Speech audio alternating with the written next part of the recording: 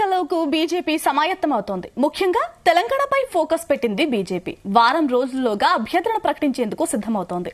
అభ్యర్థుల ఎంపికలో బీజేపీ ఎలాంటి మార్పులు చేపట్టబోతోంది? పొత్తుల విషయంలో కమలం పార్టీ నిర్ణయం ఎలా ఉండబోతోంది?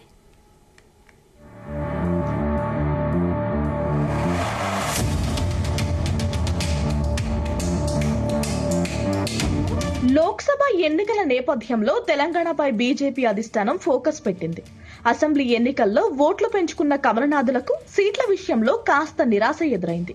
కేవలం 8 స్థానాల్లోనే కమలం పార్టీ అభ్యర్థులు విజయం సాధించారు.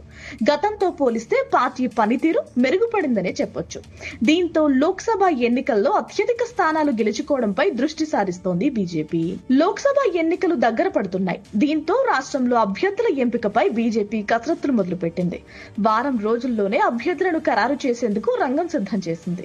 సిట్టింగ్లకే ఎంపీ టికెట్లు కేటాయిస్తామని బీజేపీ రాష్ట్ర అధ్యక్షుడు కిషన్ రెడ్డి గతంలో ప్రకటించారు. కానీ రాష్ట్రంలో మారుతున్న రాజకీయ పరిణామాల కారణంగా కొందరు ఎంపీ అభ్యర్థులను మార్చాలని చూస్తున్నట్లు తెలుస్తోంది.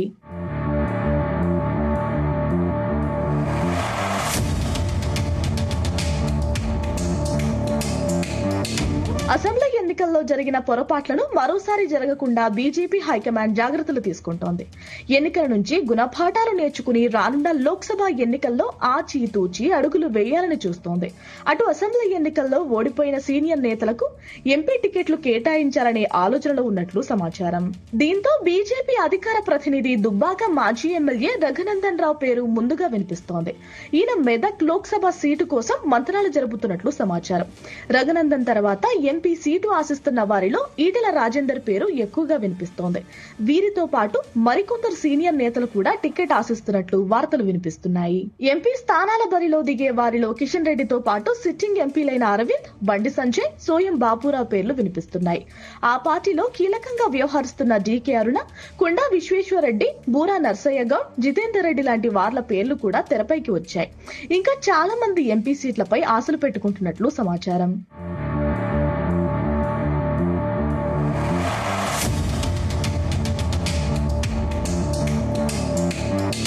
ఏ పార్టీతో పొత్తు పెట్టుకోకుండా ఒంటరిగానే బరిలో దిగాలన్న ఆలోచనలో బీజేపీ హైకమాండ్ ఉందట.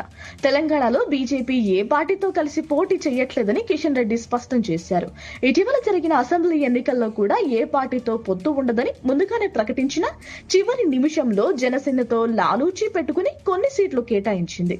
మరి రానున్న ఎన్నికల్లో చివరి నిమిషంలో ఎవరు వెలుగులోకి వస్తారోనని ప్రచారం జరుగుతోంది. తాజా రాజకీయ పరిణామాల నేపథ్యంలో ఆంధ్రప్రదేశ్ లో టీడీపీ, జనసేన మధ్య పొత్తు ఉంటుందా? ఆ కూటమిలో బీజేపీ చేరుతుందా? ఒకవేళ చేరితే ఏపీలో పొత్తుల ప్రభావం తెలంగాణ ఎంపీ ఎన్నికలపై ఉంటుందా? తదితర ప్రశ్నలు తలెత్తుతున్నాయి.